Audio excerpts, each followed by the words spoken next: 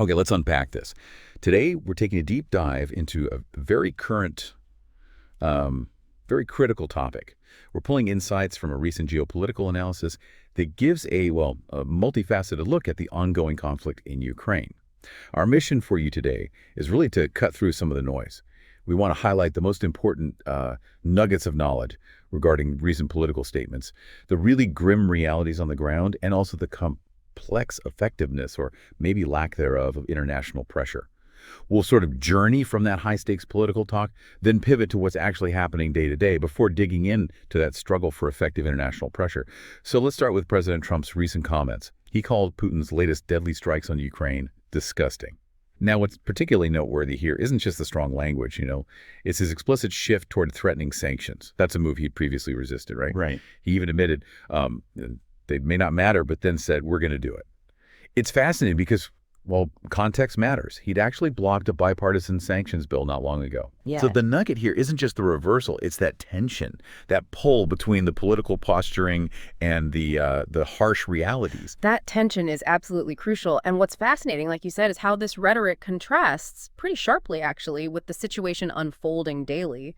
While these big political statements are being made, Russia is claiming significant ground victories.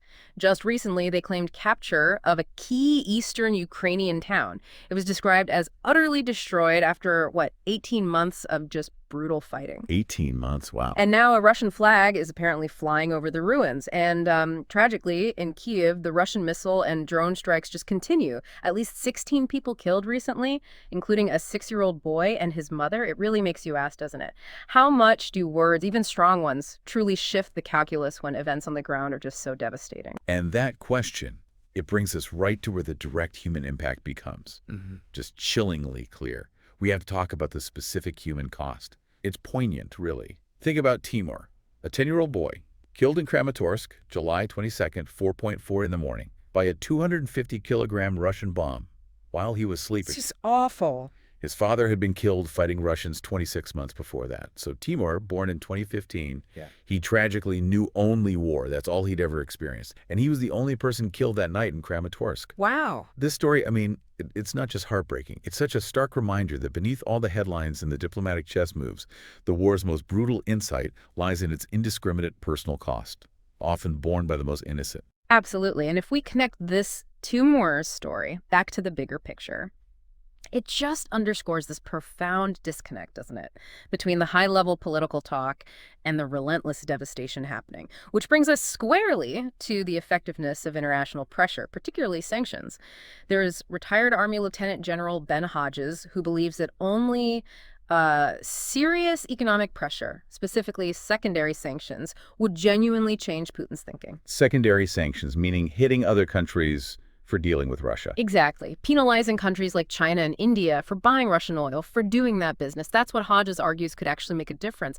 But the thing is, what's concerning is the skepticism about whether those sanctions, even if threatened, will truly be followed through on.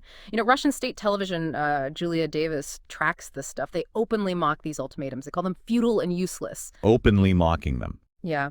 Russia's continued attacks and what some describe as this almost cocky attitude, it seems to stem from their belief that the U.S. Perhaps won't actually follow through on the threats, and that sanction enforcement is just inherently difficult, especially given apparently a lack of U.S.-EU cooperation specifically on sanctions since January. That makes it harder.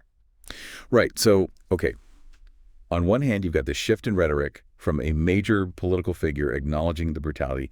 Then there's the grim, just undeniable reality on the ground for individuals like Timur paying the ultimate price. And finally, this struggle for international pressure to actually translate into tangible change, with some even questioning the real will to enforce those economic levers. It's a complex tapestry, isn't it? It truly is. And this raises an important question, maybe for you listening as you process all this. In a conflict with such incredibly high human stakes, what truly moves the needle? Is it the strong words from global leaders? Is it serious economic pressure like those secondary sanctions?